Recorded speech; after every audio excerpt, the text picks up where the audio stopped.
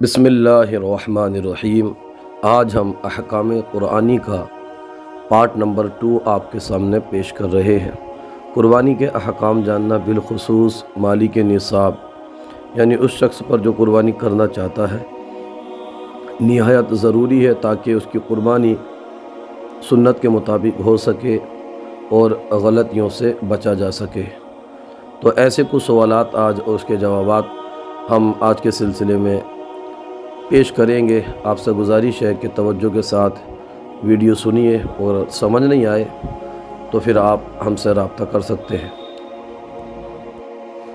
آج کے سلسلے کے اندر جتنا بھی مواد ہے، ہم نے یہ علامہ مفتی عرفان احمد مدنی صاحب کی کتاب احکام قربانی سے لیا ہے۔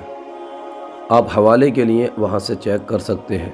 احکام قربانی کتاب کا نام ہے۔ آج کا پہلا سوال ہے، کیا جس کے ذمے لوگوں کا قرض ہو اس پر قربانی واجب ہے؟ نہایت اہم سوال ہے۔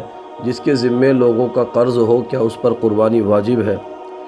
تو یہاں پر جواب دے رہے ہیں، لوگوں کا قرض ادا کرنے کے بعد اس کے پاس اتنا مال بچتا ہو کہ جو نصاب کو پہنچ جائے تو اس پر قربانی واجب ہے، ورنہ نہیں۔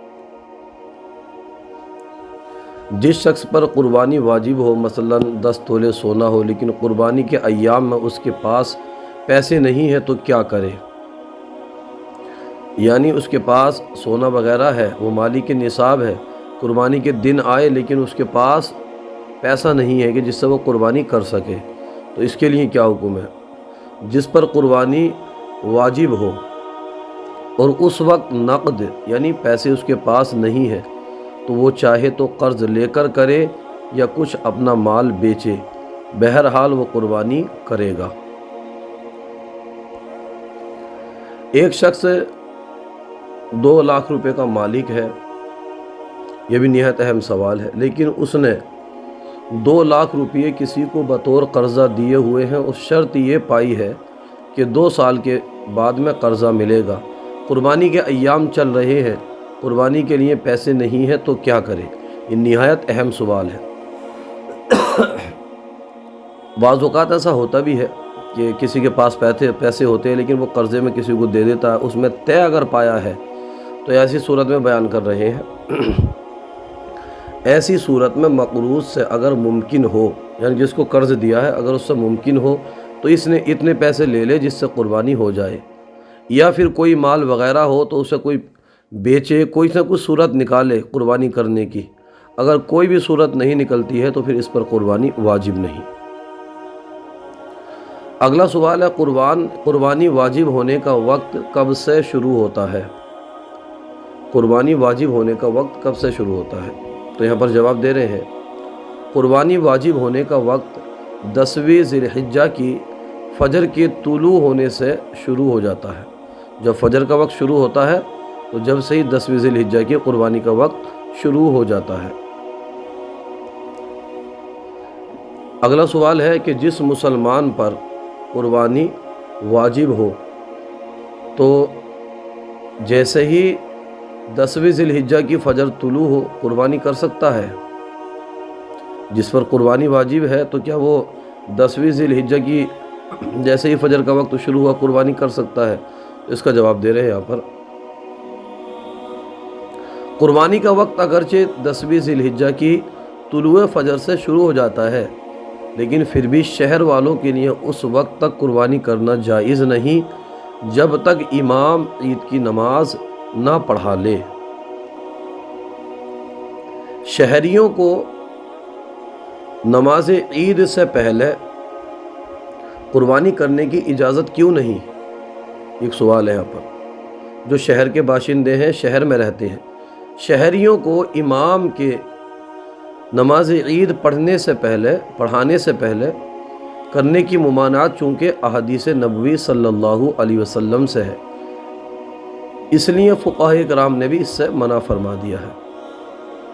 بخاری کی حدیث پاک ہے، اگر آپ کو چاہیے تو آپ رابطہ کریں، انشاءاللہ عربی متن کے ساتھ آپ کو بھیج دی جائے گی۔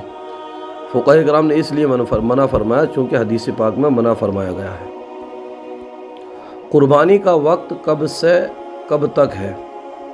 تو اس کا جواب ہے، بہر شریعت میں ہے قربانی کا وقت 10ویں ذی الحجہ کی طلوع صبح صادق سے 12ویں کے غروب آفتاب تک ہے، یعنی 3 دن اور 2 راتیں۔ ان دنوں کو ایام نحر کہتے ہیں۔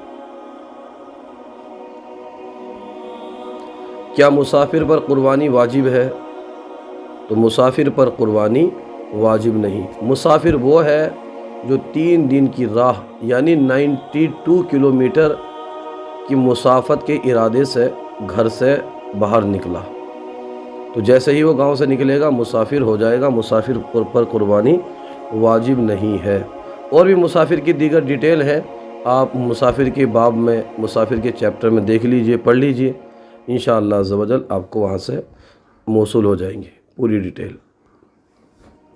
کیا گھر کے کسی ایک فرد کی طرف سے قربانی کر لینا کافی ہے؟ یہ بہت اہم سوال ہے، اور ہمارے ہاں ایسا ہوتا بھی ہے کہ کہتے ہیں پچھلے سال امی کے نام سے ہوئی تھی تو اس سال ابو کے نام سے، اس سال بھائی کے نام سے، وغیرہ وغیرہ۔ تو یہ بہت اہم سوال ہے، کیا گھر کے کسی ایک فرد کی طرف سے قربانی کر لینا کافی ہے؟ تو جواب دے رہے ہیں جی نہیں۔ جتنے افراد میں قربانی کی شرائط پائی جائیں گی ان تمام پر قربانی واجب ہے، اور ایک ہی کی طرف سے ادا کر لینے سے سب بری الذمہ نہیں ہوں گے۔ جی ہاں، جتنے افراد پر قربانی کی شرائط پائی جا رہی ہیں ان تمام پر واجب ہے، ان تمام کو کرنی ہوگی، کسی ایک کے کر لینے سے سب کے لیے کافی نہیں ہوگی۔ ایک سوال نہایت اہم یہ بھی ہے، کیا قربانی کی جگہ اتنے پیسے اللہ کی راہ میں صدقہ کر دیا جائے تو کیا یہ شرعاً درست ہے؟ اس کا جواب دے رہے ہیں جی نہیں، قربانی کے وقت میں قربانی کرنا ہی لازم ہے، دوسری چیز اس کے قائم مقام نہیں ہو سکتی۔ مثلا قربانی کی بجائے بکرا یا اس کی قیمت صدقہ کر دیا جائے تو یہ ناکافی ہے، یہ درست نہیں ہے۔ قربانی کے وقت میں قربانی ہی کرنا لازم اور ضروری ہے۔ اگر باپ اپنے نابالغ بچوں کی طرف سے قربانی کرنا چاہے تو کیا حکم ہے؟ نابالغ اولاد کی طرف سے اگرچہ واجب نہیں ہے مگر کر دینا مستحب عمل ہے، کرے گا تو ثواب پائے گا اور نہ کرے گا تو کوئی گناہ نہیں۔ یہ بھی انتہائی اہم سوال ہے کہ جس پر قربانی واجب ہو وہ اپنے گھر کے کسی فرد کی طرف سے کر دے لیکن اپنی طرف سے نہ کرے تو اس کا واجب ساقط ہو جائے گا یا نہیں؟ جس پر قربانی واجب ہے اس کو خود اپنے نام سے قربانی کرنی واجب ہے، اپنی طرف سے نہ کرے اور گھر کے کسی فرد کی طرف سے کر دے تو اس کے ذمے سے واجب ساقط نہ ہوگا، یہ بہت اہم سوال ہے۔ جس کے نام سے جس پر قربانی واجب ہے پہلے وہ کرے، اس کے بعد میں پھر چاہے تو وہ اپنے گھر کے کسی فرد کی طرف سے کر سکتا ہے۔ یہاں پر ایک سوال یہ ہے کہ فوت شدہ والدین یا رشتہ داروں کی طرف سے قربانی کر سکتا ہے یا نہیں؟ تو یہاں پر جواب دے رہے ہیں مسلمان والدین یا رشتہ داروں کے نام ایصال ثواب کے لیے قربانی کرنا جائز ہے، کہ قربانی کرنا کار ثواب ہے اور آدمی اپنے ہر ایک نیک عمل کا ثواب دوسروں کو پہنچا سکتا ہے، دوسرے مسلمانوں کو پہنچا سکتا ہے، بالکل جائز ہے۔ آج کا سلسلہ آپ کو کیسا لگا کومنٹ باکس میں ضرور بتائیے، اگر کوئی غلطی ہو تو ہماری اصلاح فرمائیے۔ ہمارے یوٹیوب چینل الحیات اکیڈمی کو ضرور سبسکرائب کیجیے، ویڈیو کو لائک اور شیئر کیجیے۔ جزاکم اللہ خیرہ۔